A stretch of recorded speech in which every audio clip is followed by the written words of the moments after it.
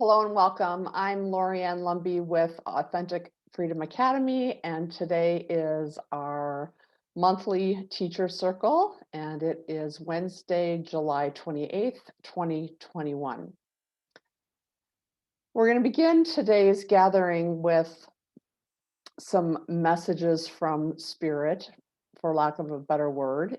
And before we begin that, let's take a few minutes to arrive in this space. So I'll invite you to close your eyes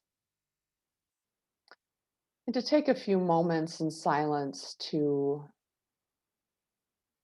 draw your attention here, to fully arrive in the circle, to connect deeply with your own intention and desire for taking this time out in your day and to gather in this community. And so we'll just rest in silence for a few moments as we allow ourselves to do that for ourselves.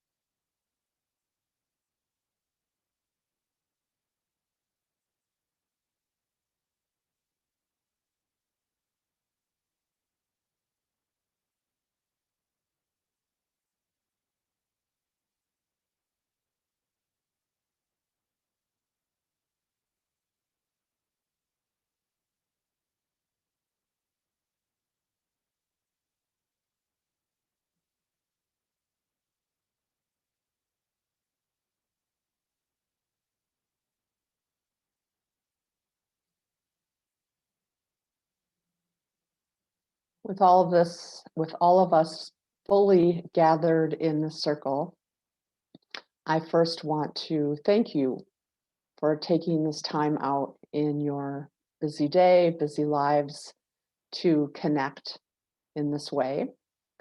And for those who are not able to be here live, I want to thank you for giving yourself time and permission to listen to what I'm going to be sharing this evening and giving yourself time and space to reflect on, integrate, and take what's yours and discard what doesn't resonate. What I'm going to share this evening is just for our membership community. So for the 30 some odd women and men who are part of this sacred community. And some of what I'm going to share, you'll receive an email this evening that I sent out to everybody, all 3,000 subscribers. But you're going to get some inside dirt. So that's the fun part. To begin, I want to really acknowledge, affirm, validate, support, and express profound gratitude for those in this community and the work that you have done to arrive at this place today. To come to that place where you are in your own unique journey, the healing and transformation that you've undertaken,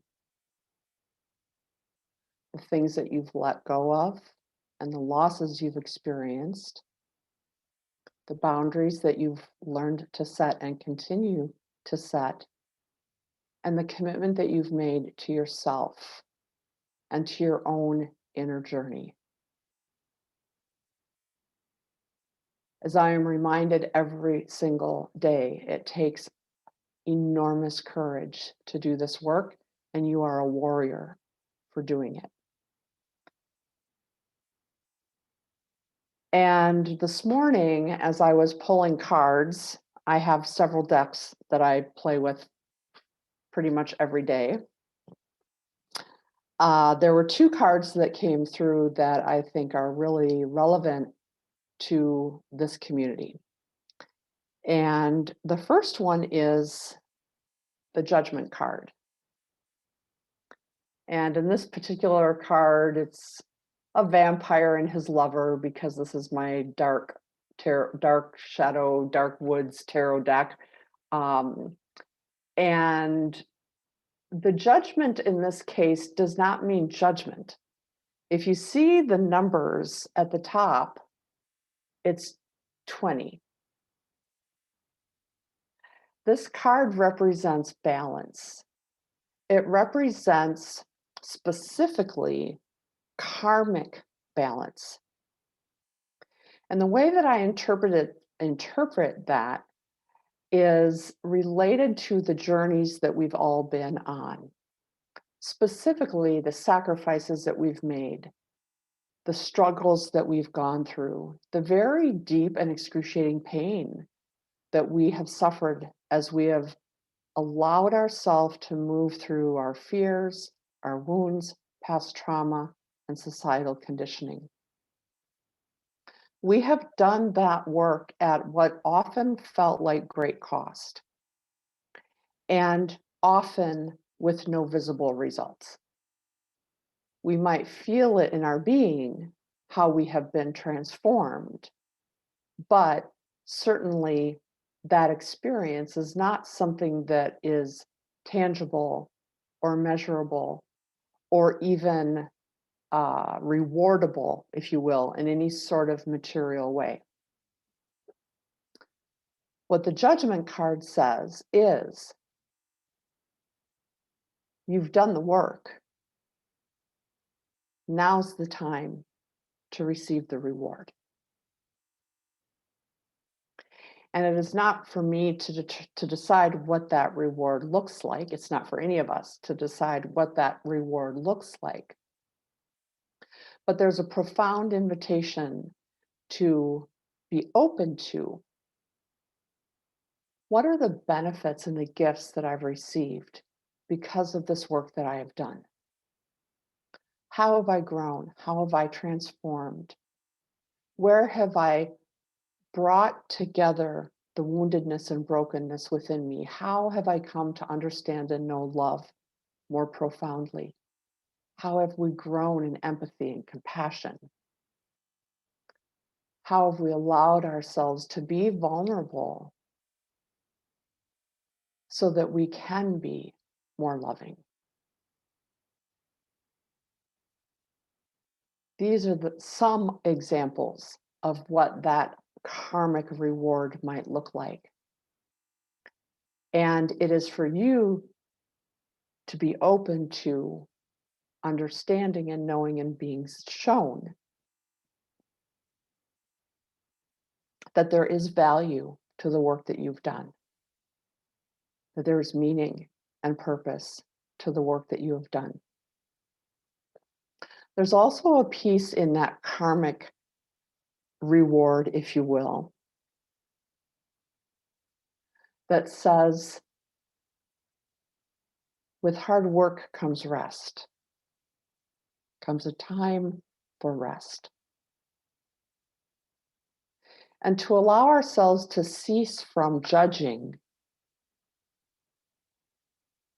our desire to enjoy that rest. To cease from getting into our conditioned mindset that says, you can't do nothing. You can't simply be. You can't enjoy leisure. You can't enjoy enjoyment. The Judgment card says otherwise. It says you've worked hard. You've given so much of yourself. And now it's time to relax into the gifts of that work, the fruitfulness of that work. Which brings me to the second card that I find as relevant for this evening, and this is the World card. The World card is really, in essence, very similar to the Judgment card. In fact, it's the next step in the tarot journey. So from that place of reward, that place of karmic return, is that place of sovereignty. It is that place of rest. The World card is the fulfillment of the heroine's journey in the tarot. It says, you've completed your task. You have fulfilled your mission, and now you get to experience the fullness of what that means within yourself. There's a wholeness, there's an integration, there's a self-love, there's a gentleness, a compassion, and a sense of contentment and peace. And I want to thank you for giving yourself permission and time to have completed that work. That brings me to the next part of the message. As I wrote in the email newsletter I just sent out, we have been sitting in what I am calling the time between time. We have been sitting in this place of pause, in this place of emptiness and vacancy between what has been and before what is coming into being.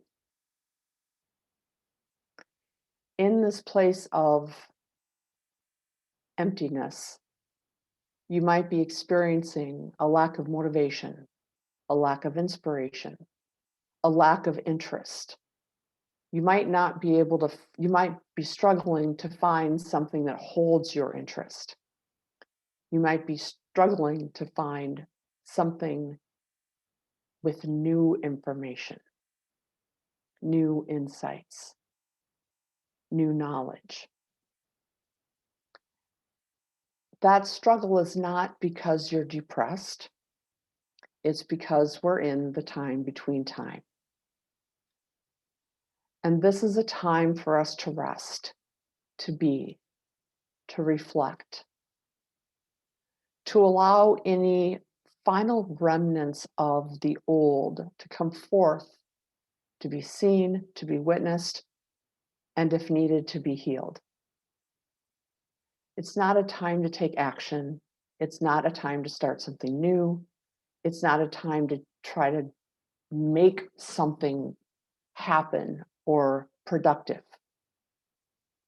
Because this is that time of dangerous opportunity or potential that isn't ready to be potentialized yet. So we sit and we wait. And in this waiting, we're having an opportunity to see more and more and more of the underbelly of our world. This is the dangerous part. The world that we are leaving, in a way,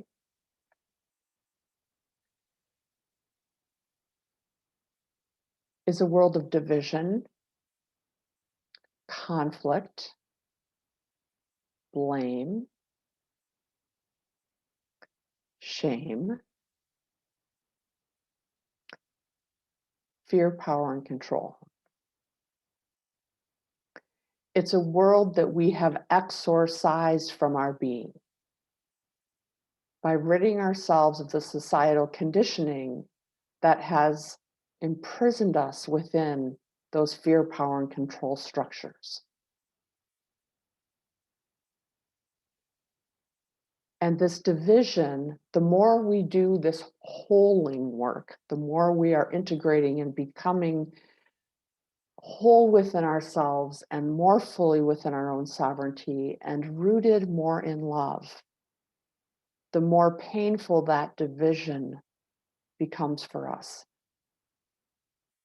I know for myself, I feel that division physically. It's repulsive.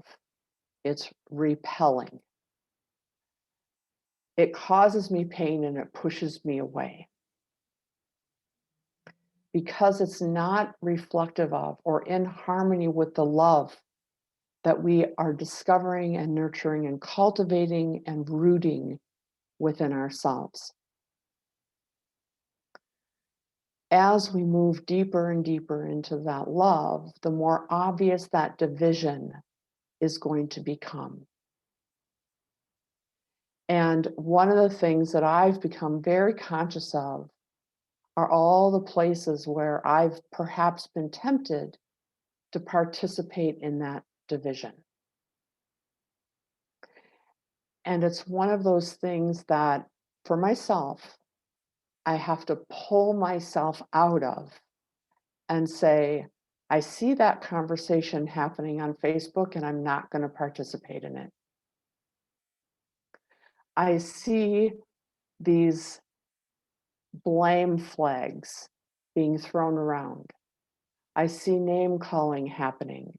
I see grandstanding. I see gross overgeneralizations based on misinformation or just simply what someone heard somewhere else. And there's a part of me, the warrior in me, the reformer in me, that wants to step in and correct it.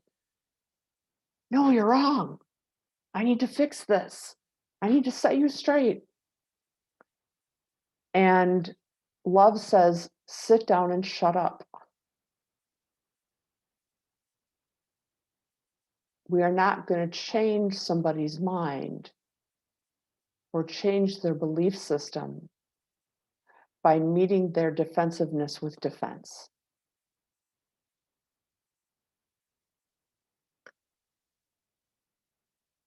And as we continue this mastery work, we are invited to move further and further away from that finger pointing, that blaming, that division,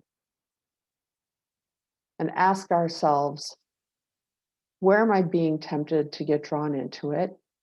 Where are the places where I have participated, and how can I choose otherwise? Instead of being a part of that divisive voice, how can we be a voice of union? How can we be a voice of reconciliation? How can we be a voice of love and compassion? How can we turn the reflection of the other back on ourselves? How can we approach the other with love instead of fear, defensiveness, or hate?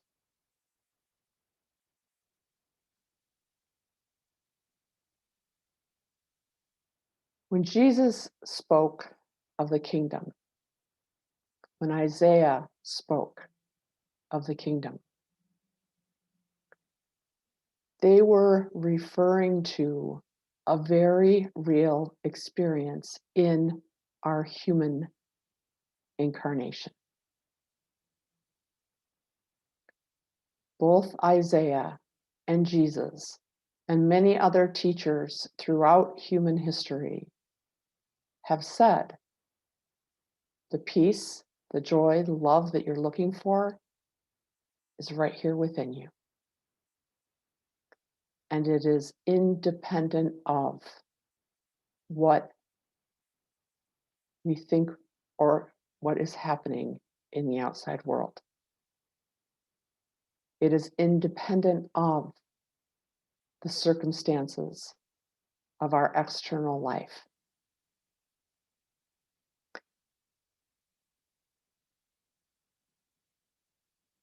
When the poet David Whyte speaks of the Thuodedanin deciding not to enter into conflict with the sons of Mile, but instead turn sideways into the light. This is our invitation as well. How are we being invited to say no to those opportunities for conflict and instead turn sideways into ourselves, to that sanctuary of love, of compassion, and joy? And knowing that as we anchor ourselves in that space, that we will find each other, that we will find those of similar intent and desire and consciousness. And together, we are creating our own new world.